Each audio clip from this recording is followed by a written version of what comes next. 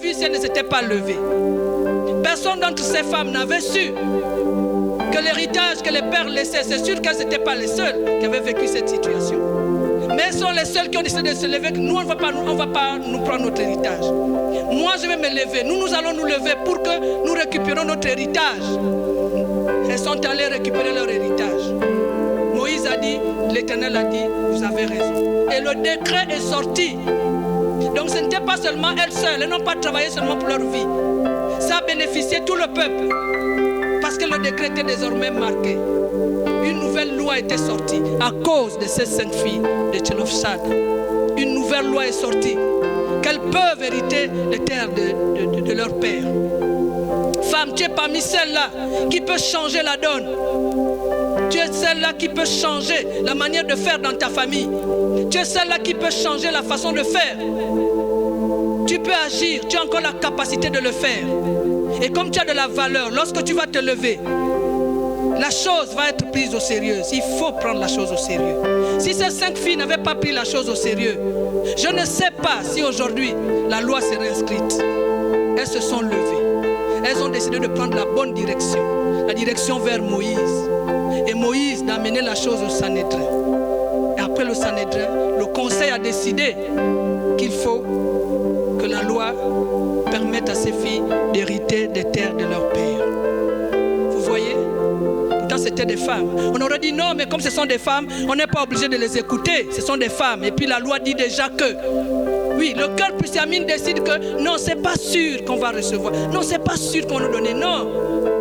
Le courageux commence toujours. Le courageux décide toujours. Le courageux prend des résolutions fermes. On fait d'abord. Et si ça échoue, bon, on aura quand même essayé. Mais on essaie toujours, on commence toujours. Et mon mari a l'habitude de dire, celui qui ne fait pas ne peut pas se tromper pour qu'on le corrige. Donc il faut avoir fait une erreur pour qu'on te corrige que tu as mal fait. Commence quand même de faire. Le cœur sage fait toujours. Même s'il n'est pas convaincu, il commence quand même à faire. Et puis devant, il réalise si c'est bon ou si c'est mauvais. Mais il décide d'abord de faire, puisqu'il est convaincu que ce qu'il fait est juste. On ne prend pas aussi les décisions hâtives et puis ne pas réussir. Les 2 équipes, les 5 filles vierges et les 5 filles sages, elles avaient le même objectif. Mais les 10 n'ont pas atteint leur objectif, 5 n'ont pas atteint leur objectif. Parce qu'elles n'ont pas été prévoyantes, elles n'ont pas été vigilantes. Le cœur sage est vigilant. Le cœur sage est prévoyant. Le cœur sage anticipe comme l'avait fait Madame Nabal, Abigail. Elle avait anticipé. Le cœur sage cherche des solutions. Dès qu'il y a une situation, on ne croise pas les bras et puis on se met à pleurer. Non, on ne pleure pas, on cherche des solutions. On cherche des solutions. Et nous avons la grande solution, la prière. Lorsque la situation ne va pas, on prie. On prie pour trouver des solutions.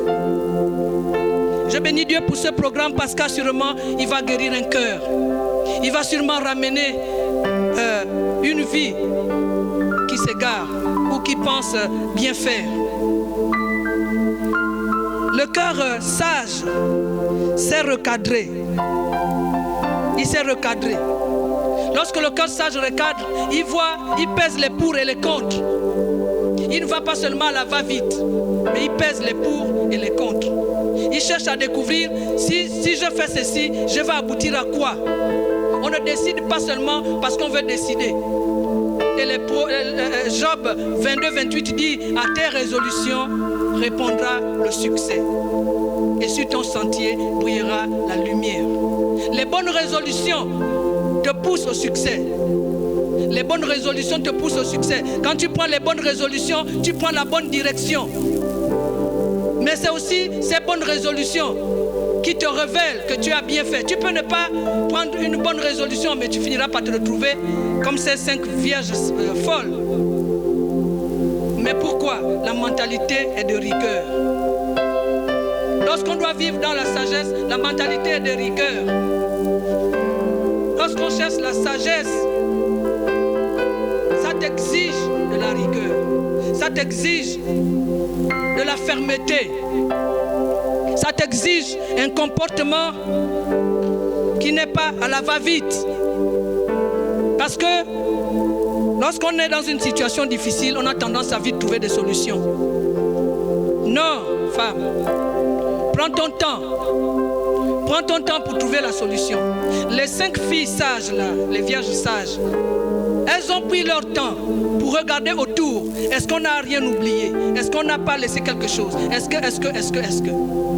Pour qu'elles aient compris qu'il faut prendre de l'huile dans les vases, c'est parce qu'elles ont pris le temps de regarder. Elles ont pris le temps de réfléchir. Elles ont pris le temps de contourner toute la question.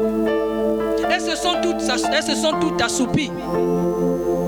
Toutes se sont réveillées fatiguées. Toutes ont entendu le cri. L'époux arrive. L'époux arrive. Mais le cri de l'époux arrive là, a donné à chacune d'elles une manière d'agir. On peut te dire Jésus revient bientôt. Au lieu de régler ta vie, tu auras une autre manière d'agir.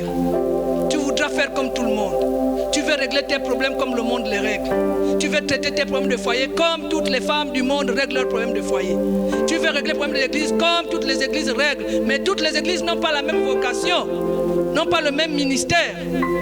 Toutes les églises n'ont pas les mêmes objectifs à atteindre. Dieu ne leur a pas appelés tous pour la même chose. C'est vrai que c'est pour la même cause, le royaume. Mais ce n'est pas le même ministère.